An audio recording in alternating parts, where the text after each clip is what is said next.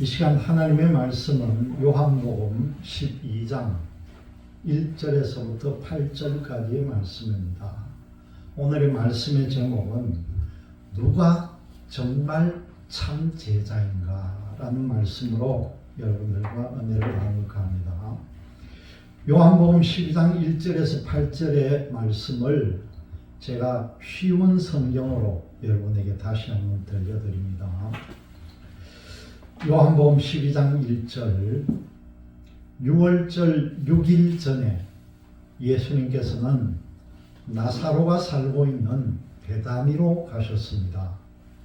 나사로는 예수님께서 죽은 자 가운데서 살리셨던 그 사람입니다. 그 집 사람들은 예수님께 저녁 식사를 대접하였습니다. 마르다는 음식을 접대하는 일을 맡았고 나사로는 예수님과 함께 식사하는 사람들 속에 있었습니다. 마리아가 매우 비싼 나드 향유 약 300g을 가져와서 예수님의 발에 붓고 자기의 머리카락으로 그 발을 닦았습니다. 그러자 그 향기가 온 집안에 가득하였습니다. 예수님의 제자 중 한 사람인 가룟 사람 유다가 그곳에 있었습니다. 그는 나중에 예수님을 배반할 사람이었습니다. 유다가 말했습니다. 이 향유를 팔아 그 돈을 가난한 사람들에게 나누어 주는 것이 좋지 않은가? 이것은 300데나리온에 해당하는 값비싼 것인데 말이야.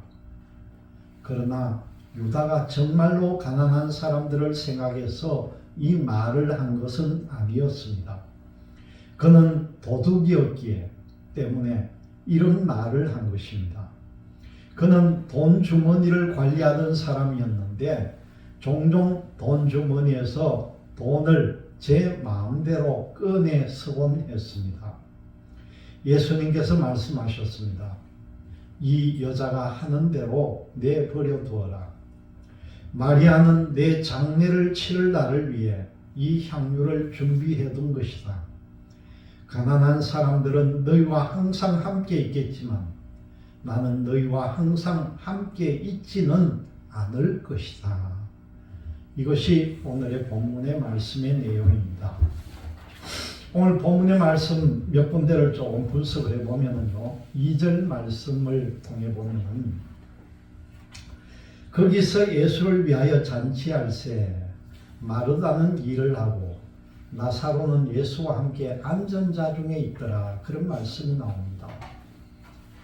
예수님께서 찾아오시니까 이제 잔치가 베풀어진 거죠.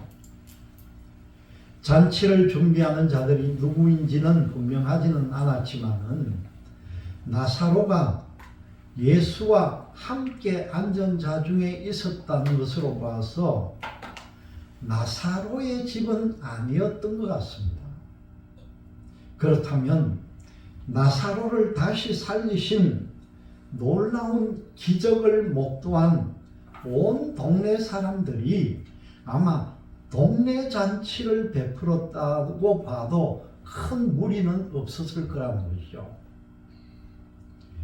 여기 안전자라고 하는 이 말은요, 여러분, 이 이스라엘의 식탁 문화를 여러분들이 잘 기억을 해야 되는데, 여기 성만찬 그림은 없기 때문에 여러분들이 예수님 마지막 그 성만찬 장면을 그린 그림도 보면은 이스라엘 사람들은 밥 먹는 것이 우리나라 사람들이 볼 때는 좀 상식이 없어 보여요.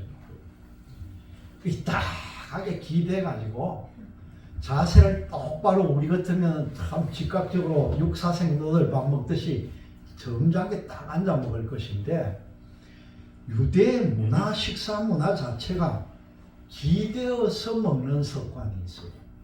그래서 쿠션 같은 게 있으면 그걸 받쳐가지고 삐딱하게 기대서 밥을 먹는 그런 식사 문화입니다. 우리하고는 전혀 이해가 안 가는데도 그래서 안전자라고 하는 것은 식탁에 기대어 누운 자라는 뜻과도 같다는 거죠. 그리고 3절 말씀의 내용을 보니까 마리아는 지극히 비싼 향유 그걸 예수님의 발에 붓고 머리털로 닦았다 그런 말씀이 나오는데 이 사건은 여기뿐만 아니라 다른 공관복음에도 기록되어 있는 사건들과는 비교를 해볼 수가 있다는 겁니다. 그런데 공관복음에서는 그 사건이 있었던 장소가 문둥병자 시몬의 집이라고 나왔거든요. 문둥병자 시몬의 집이었다. 그런데 반면에 이 요한복음에서는 그 기록한 사건의 배경이 문둥병자 시몬의 집이 아닌 것이 분명하게 나오잖아요. 그리고 이 말씀 가운데 나오는 나드라고 하는 말이 나오는데 이 나드라고 하는 향료는 산스크리트어로는요 나라드라고 합니다. 이것은 향기를 풍긴다는 뜻인데 원산지가 히말라야 산에서 나오는 거예요.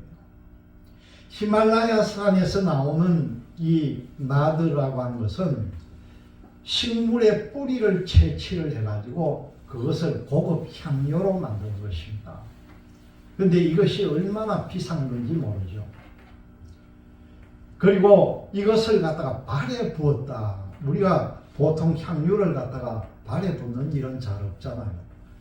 이 말씀 가운데도 보면 마가복음 14장 3절에 보면은 이 유대 풍습 중에는 향유를 갖다가 머리에 붓는 것은 많이 나오는데 발에 붓는 것은 잘 안 나오거든요. 그래서 그 발에 부었다 하는 그런 내용이 나옵니다. 4절 말씀에 보면은 이제 가룟 유다라는 사람이 등장을 합니다. 요한복음에서 이 요한은 가룟 유다에 대해서 세 가지로 설명을 합니다. 첫 번째는 요한은 그에게 가룟이라고 하는 별명을 붙였다는 거죠. 유다가 본명 앞에 가룟이라는 별명을 붙였다는 거고, 두 번째는 그를 가리켜서 가룟 유다가 예수의 제자다 그렇게 표현한 부분이 있고요.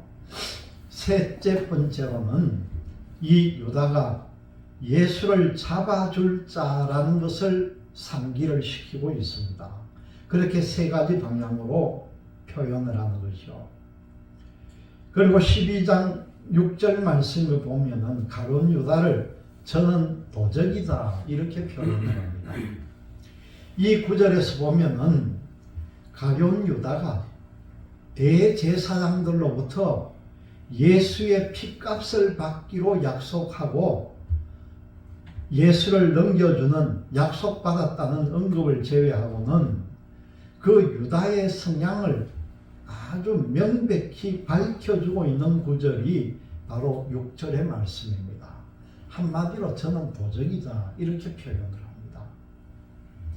오늘 말씀의 내용을 보면은 이 속에 보면은 무리들과 또 제자들이 나타납니다. 예수님 주변에 모여 있는 사람들은 보면은 예수님을 따르는 제자들이 있고 그냥 예수님을 따르고 있는 한 무리가 있는 걸 볼 수가 있습니다. 이 신약 성서를 보면은 예수님을 따르는 사람들 중에는 무리도 있고 제자도 있다는 거죠. 이 무리라고 하는 사람들은 그저 예수님의 기적이나 예수님의 위대한 능력을 보러 온 사람들이었다면은 제자라고 하는 사람들은 늘 예수님과 함께 하면서 예수님을 선생님으로 그리고 예수님을 구원자로 따르는 그런 사람들이었다고 쉽게 생각해 볼 수가 있습니다. 그래서 여기에 보면은 무리라고 하는 사람들은 우리가 흔히 하는 말로 이것도 저것도 아닌 회색 지대에 있던 사람들이고 제자들이라고 하는 사람들은 확실하게 예수님 편에 서 가지고 있던 사람들이라고 단정하기가 쉽다는 겁니다. 그런데 여기서 한 번 더 다시 생각해 보면은요, 예수님의 12 제자는 그러면은 과연 예수님을 진정으로 따르던 사람들이었다고 할 수가 있느냐는 거죠. 우리가 잘 아는 대로 예수님을 팔았던 가룟 유다도 예수님의 제자였고요. 예수님께서 십자가에 못 박혀 달려 돌아가실 때에는 여기 나오는 제자들도 모두가 다 도망가 버리고 없었다는 겁니다. 그럼 정말 제자였느냐는 거죠. 정말 그렇다면 예수님께서 보시기에 제자인 사람은 누구였겠습니까? 십자가에 달리신 마지막 순간에 제자들이 다 흩어져서 도망갔다면 과연 예수님이 그래도 흐뭇하게 바라보신 믿음의 사람은 과연 누구였겠느냐는 거죠. 오늘 본문은요, 그 예수님께서 기뻐하시던 제자가 헌신하고 있는 좋은 예를 갖다가 우리에게 소개를 하고 있는데요. 그것은 남자가 아니라 여자인 나사로의 가족인 마리아였다는 거예요. 마리아가 진정한 제자였다는 것이죠. 두 번째 보니까 정말 참 제자는 나사로의 가족인 마리아였다는 겁니다.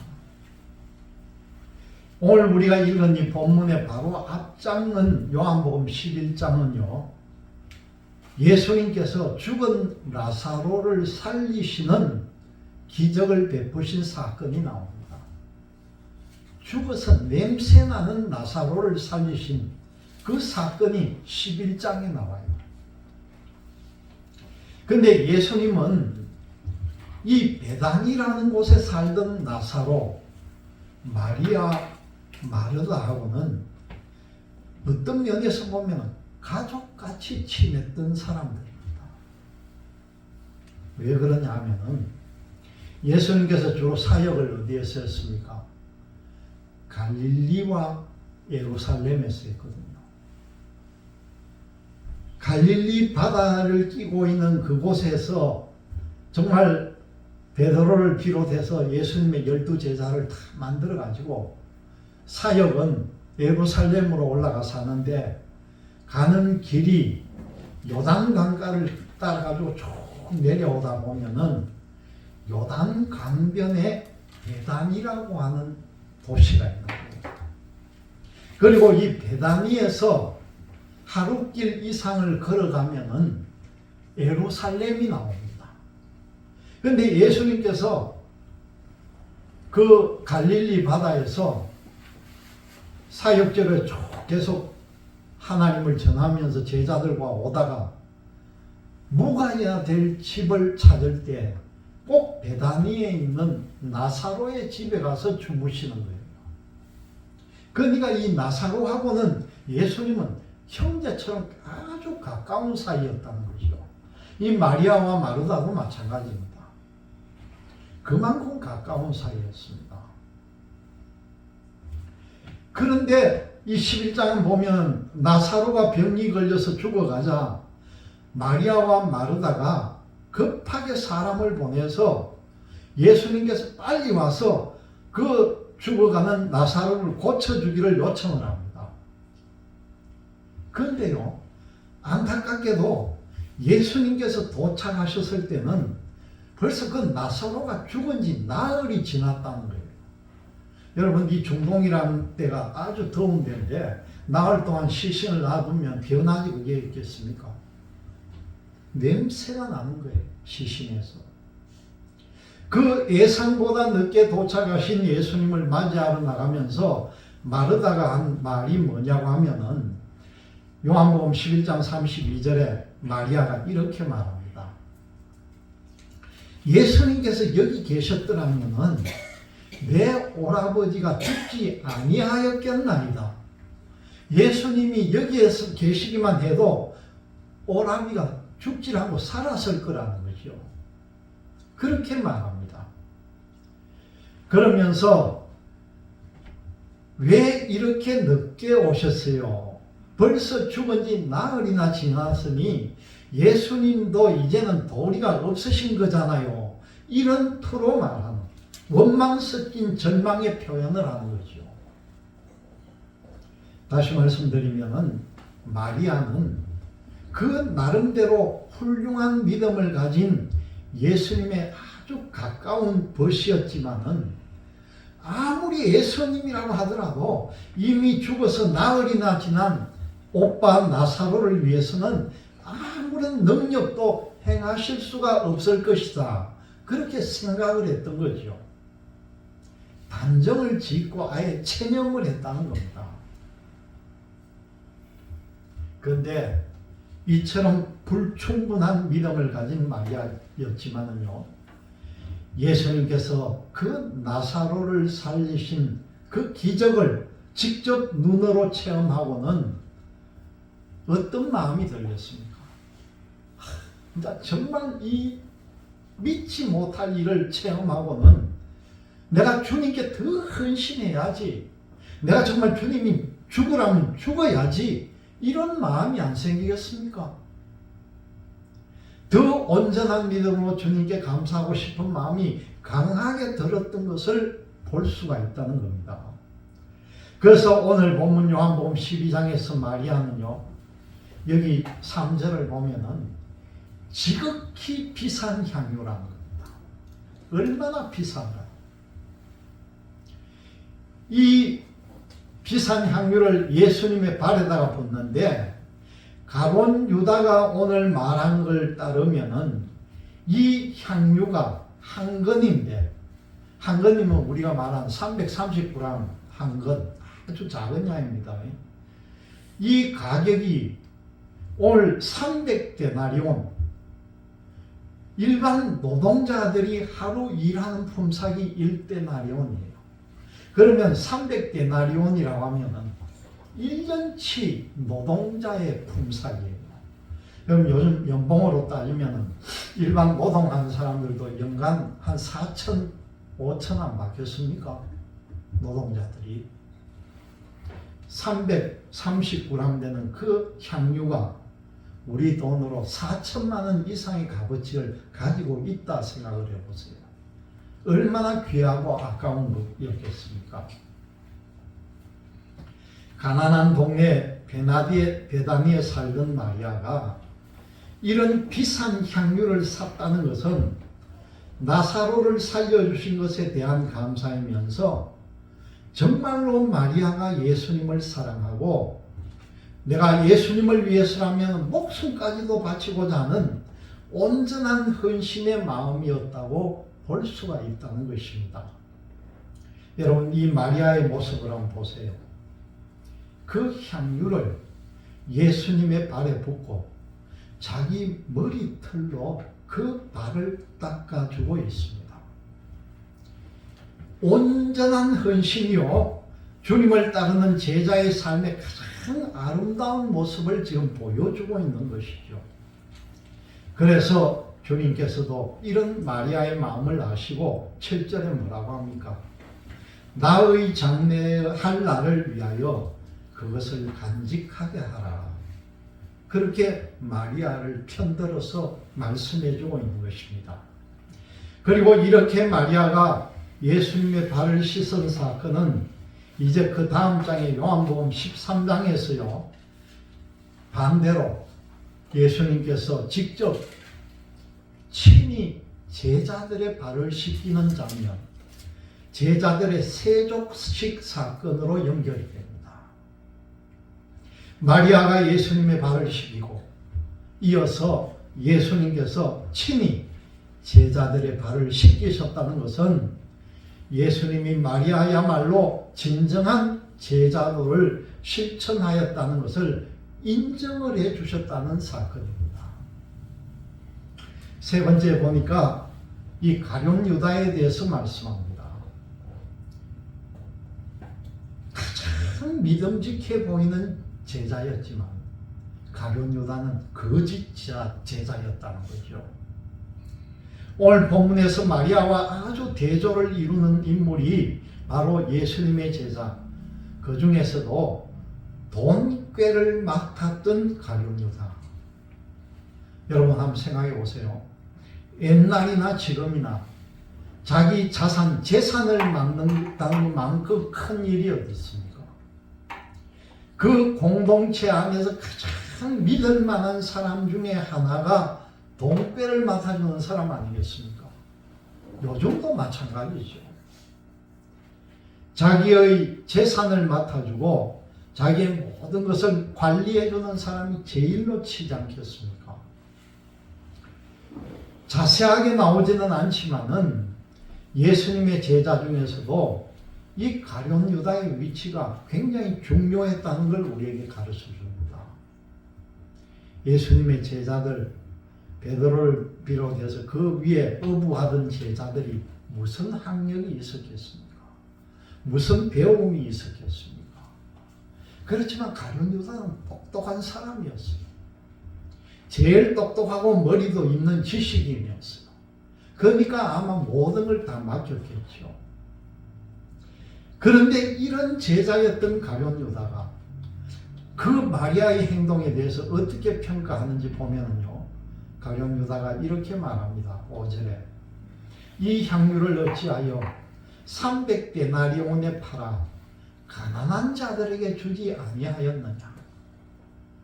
참 보면은 얼핏 일리가 있어 보이기는 하지만은 이 말에 대한 본문의 평가를 보면은요, 가룟 유다의 이 말은 정말로 가난한 사람들을 위한 것이 아니라 가룟 유다가 도둑이었기 때문이다.